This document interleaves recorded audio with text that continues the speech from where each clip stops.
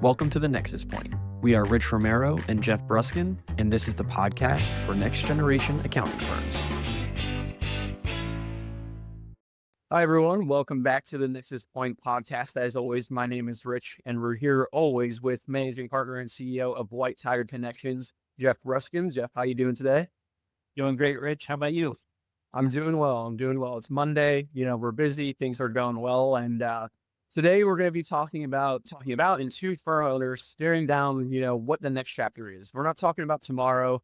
We're talking about, that 2 to 7 year time frame, sweet spot, we'll call it, where we're going to be, looking at some succession planning, some next steps and ways that they can successfully set themselves up on a proper, clear roadmap to protecting and solving for that whatever that future is. So we'll get it right to it. And first question I have for you is, what are the first moves for owners planning to exit in that 2 to 7 year time frame? So 2 to 7 years is, I love that block of time, Rich, because it is a very broad range, right? If you're looking at 24 months to 36 months from an exit trajectory, you're probably half a firm owners out there are thinking about, okay, hey, I'm not looking to exit immediately, but it's something that's pretty high on my mind, right? And so maybe you're in the 2 to 3 year bracket, whereas maybe you're a little bit more midterm minded, more of that 5 to 7 year window. 2 to 7 years gets you kind of all the short term and the medium term folks. So hopefully this is a time period which is relevant to a lot of the people who are listening to this. So if you're a CPA firm owner, you're thinking about an exit in that period of time, I would say that the biggest things that you should be thinking about are technology, staffing, and service model. Those are kind of the three things. I'll go through them one at a time.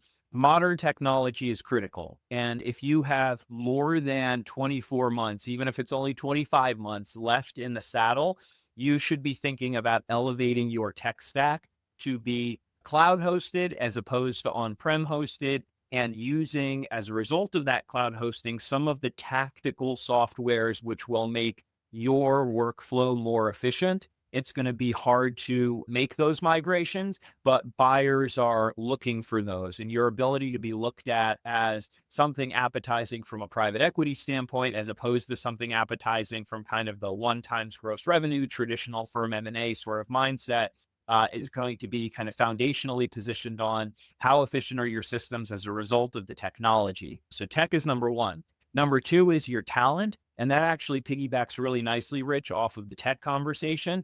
If your tech is forward facing, kind of the tech of the future, you should be able to hire talent in a fully remote capacity. And even if you have one fully remote individual who is working for you as a core part of your firm, you will be able to show proof of concept that more remote staff can be brought in successfully. And what does a fully remote person need in order to be successful? They need a modern technology stack. They need cloud hosting. They need those tactical items that are automating those administrative and preparatory tasks, which are really voluminous, so that the best talent can focus their energy on things that are at their weight class, like serving high quality clients, selling new business, doing complex technical matters. This is what we want to hire: somebody who is character rich, right? Self-motivated. You don't need to micromanage and monitor them. And that's the kind of remote talent that we're seeing firms have, private equity, wealth management, other CPA and accounting firms have a very high demand for firms that run this way. And the last piece is service model, Rich. So service model means if you can expand the scope of what you're able to offer your client base, that's looked at as increasingly attractive. And so if you're just doing tax, how can you start to think about doing accounting or payroll or wealth management? How can you start to broaden the aperture of value that you're providing to those clients? That's something which provides another arbitrage of value when it does come time to exit. That third bucket, Rich, not something necessarily you can do with a 24-month sort of time horizon, but absolutely if you have the 5 to 7 year one, that is something I would think about if I was a seller today, because then you have the ability, even if you're only a $2 to $5 million revenue firm, to be considered a platform, right? Platforms tend to have more services, they have more infrastructure, even if they don't have more revenue or more cash flow. That's where you start to see some of that more attractive factor, better multiples, more attractive deal structures for the sellers. Thank you. Thank you for, weaving those threads together because I also, we were going to touch a little bit on like the things that kind of influence enterprise value. And I feel like what you just talked about are those three big points that you're really seeing. You talked about modernizing. And I think that that sometimes can be a little scary for firms these days just because they're not sure, or, there's so many products, there's so many ways to do it. How do firms modernize today without losing like the legacy and the things that made them a community stand out, a client stand out, like the things that mean so much to them? So it's a great question. The first thing I would say for a firm owner who's considering modernizing is you should find a consultant who you trust. There is so much information out there encouraging you to go with the shiny software or to do the shiny thing or to increase your prices or to bill 50% up front or to have a package service model or whatever, even some of the things that I talked about, right? Like remote work or service expansion.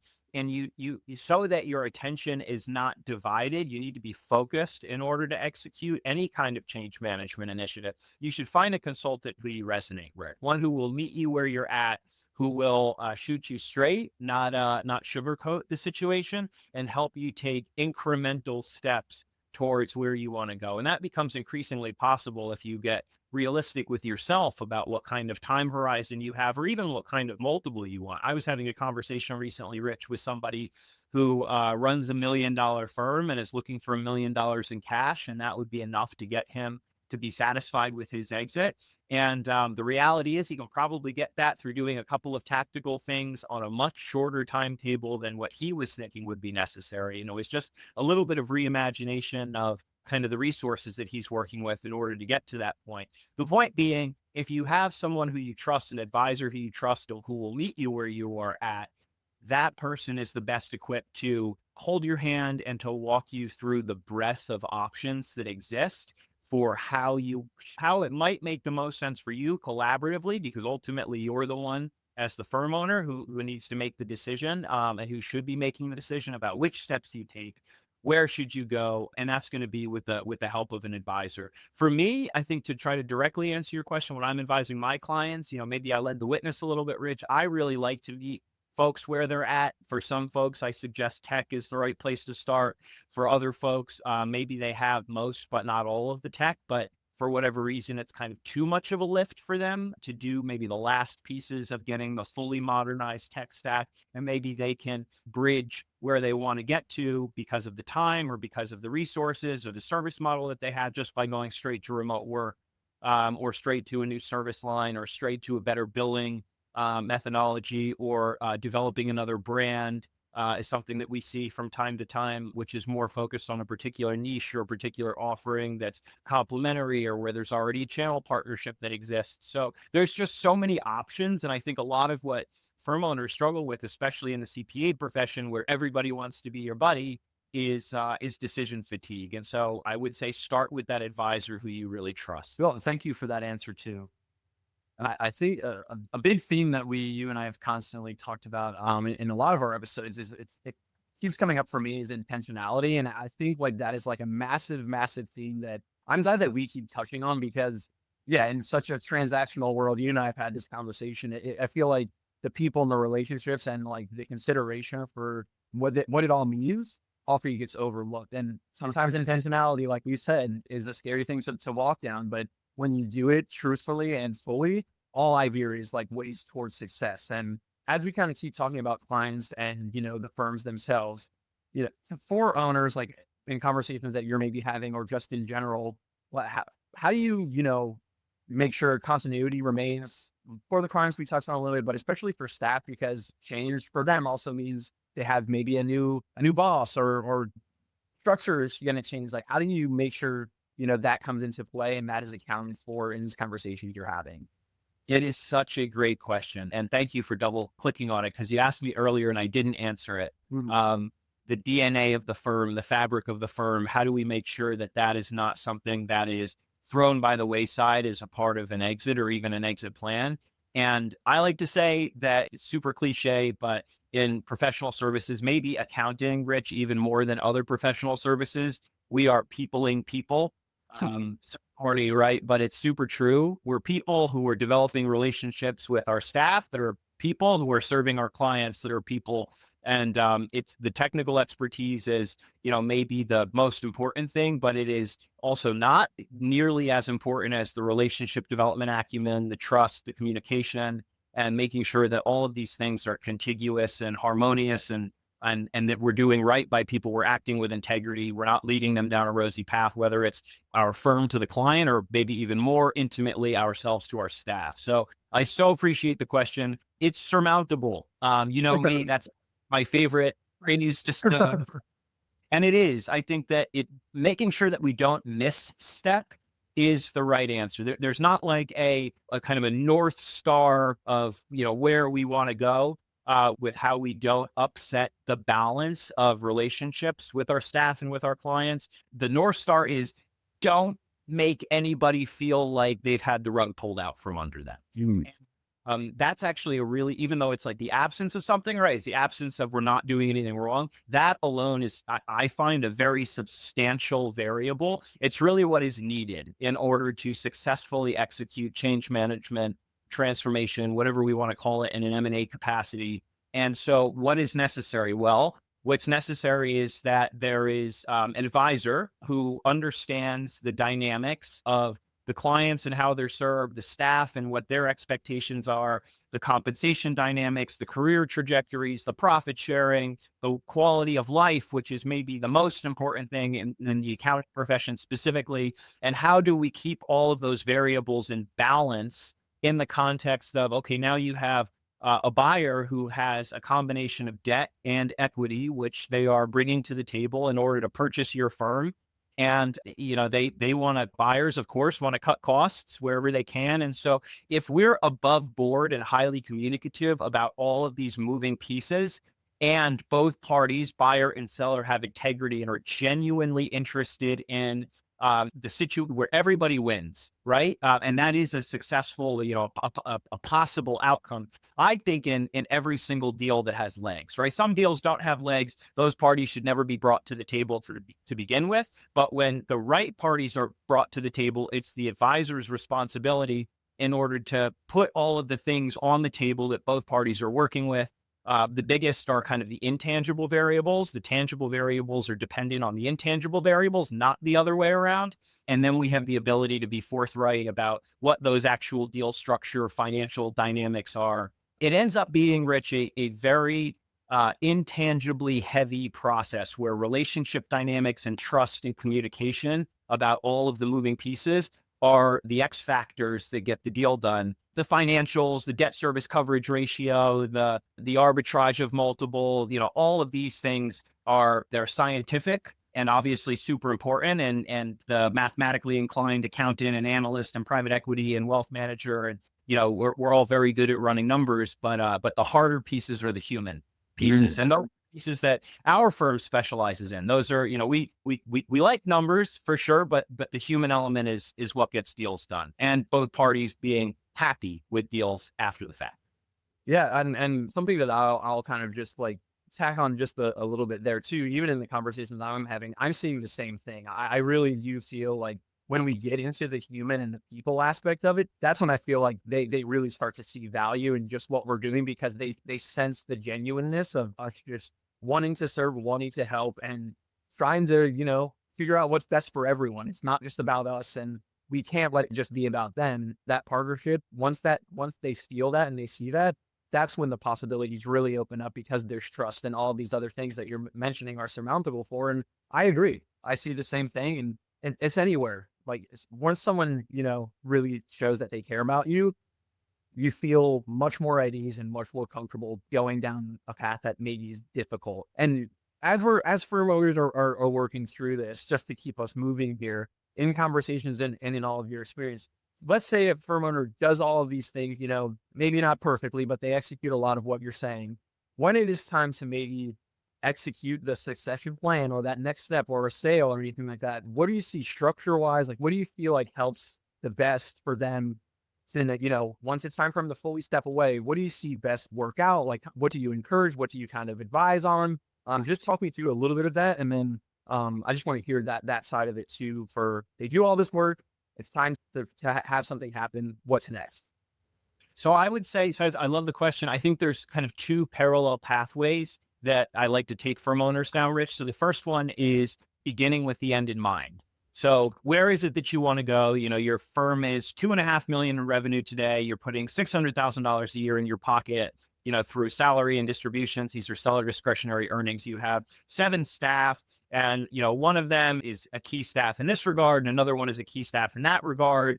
And you've got clients going through liquidity events, and you've got, you know, all, you know, you do some bookkeeping, mostly tax. There are any number of unique variables which are a firm. And maybe that seller tells me, you know, Geoff, I want to figure out a way to walk away with 10 million bucks by the time I'm done. And that includes the 600,000 a year. So if I say the firm stays what it is for the next 5 years, I'm making 3 million. I want to make another 7 million than what my current 5-year trajectory is. And that includes the sale of my business. Maybe I could sell for 3 million bucks today, which would be, you know, maybe not 2.5, whatever the number is. And, you know, that only gets me to 6 and I want to get to 10. So we say, okay, we have a North Star. You know, North Star 1 is 5 years. North Star 2 is 10 million bucks, or vice versa, whichever is kind of more important to the seller. And, you know, here's the roadmap. We're going to do X, Y, and Z over this time period, you know, and we might modulate the plan on a quarter over quarter basis. Here are the steps that we're going to take. I work with firms dynamically on an ongoing basis, as well as Rich, you know, at kind of milestones and increments to make sure that we're on track. And so we have that kind of primary variable, right, of beginning with the end in mind. And here's the pathway that we're going to take so that we achieve that goal or close to it. So that's kind of path 1. Path 2 is life is full of uncertainties, and it's completely possible that in 12 or 24 or 36 months, something could happen. You know, God forbid, somebody could get sick. You could just wake up one day and be like, goodness, 10 million sounded great 12 months ago, but now I have discovered mountain biking, and I always knew I loved it, but not nearly. Like, I went on one trip and I was like, goodness, I could see myself getting out and doing this a lot sooner. Or a grandkid enters the family, or someone gets hurt, right? I mean, good or bad, there's any number of things which could upset the, you know, the best laid plans of mice and men. And so the secondary pathway means that let's make sure that when we design the primary pathway, we know that even when the plan is interrupted earlier, we are still going to be that much better off than we were if we had kind of remained on the no action, you know, straight and narrow, go along to get along path that we've been on historically. And so how can we hedge the bet of the time with the amount of arbitrage that we're getting on your emotional investment, even on less amount of time having passed? And so as long as we design with that amount of intentionality, there's so much demand for public accounting M&A right now. The buy side demand is just explosive, from private equity, wealth management, consulting, law firms are getting involved, Rich. And obviously, you know, other CPA firms, there are managers at local, regional, and national firms that want to take loans. There are other firms that are buying like hotcakes. And so there's, I don't see, a lot of people talk about, are we in a bubble right now? You know, is the demand going to lessen? I don't see it happening. In the next 2 to 5 years, I think that the demand is going to continue to rise. And if you're looking for a justification for that, I think it is AI. I think AI automating the tasks will only force multiply what can be done with the nuclear service that is public accounting, either for the individual and all of the other services that flow off of the tax return, or for the business and all of the other services that flow off of the bookkeeping engagement. It is so nuclearly positioned, this profession, in the lives of individuals and business owners, Rich, that with technology building like a wave into greater and greater efficiencies, I think the demand for established businesses and books of clients is only going to rise. So it is a good time to be having this discussion with yourself if you are in that 2 to 7 year window of prospective exit. You know, and I love that answer. And I also really wanted to pinpoint on the last thing you just said there. It's a really great time to have this conversation, but not many people are, or they just don't have the time. And what happens if you do nothing? What happens? You know, do you get left by the wayside? Is there time to, like, are you panicking just to get out? Like, and I imagine there's a bunch of problems that come with there. What happens if people do nothing?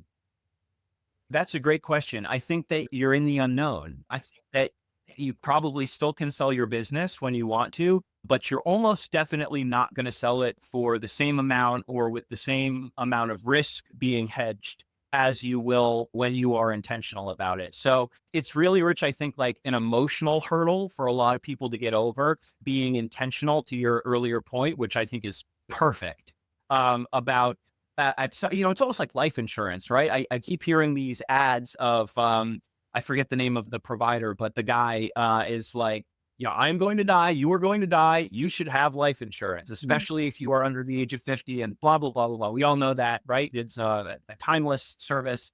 But the M&A conversation, there's a lot of value to it too. A lot of people don't buy life insurance because they have to face their mortality in order to do that.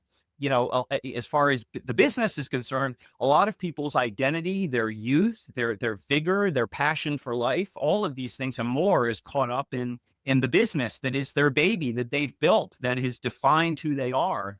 And it's a big emotional undertaking to admit that there is an end of the tunnel. It's got a light at the end of it. Hopefully it's a bright light, meaning that there's a lot of money and a lot of certainty, so that whatever those years, whether you're 45 and looking to exit or 75 and looking to exit, that happen after your business are what you deserve. And so there's a certain admittance of that. And the sooner that you can admit that, and the sooner that you can seek out an advisor who will help you to navigate that best for you, the better off you will be. So I can't answer your question and tell you, bad things are coming. It's just not as good things will come if you don't take action.